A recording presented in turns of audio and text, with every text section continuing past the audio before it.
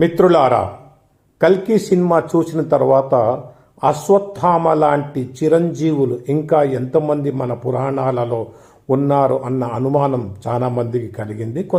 తెలియని వారి కోసం ప్రస్తుతం మన సప్త చిరంజీవులు అంటే 7 మంది వారి ఆకారం, వారి పేర్లను చదువుతున్నాను.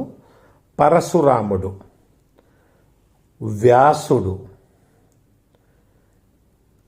కృపాచార్యుడు, విభీషణుడు, హనుమంతుడు,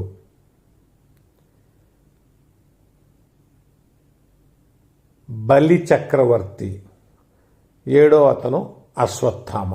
ఈ 7 మంది మన సప్త చిరంజీవులు. వీరికి మరణం లేదు, ఏదో ఒక చోట బ్రతికి ఉన్నారనేటువంటి మన నమ్మకము. ఇట్లు మీ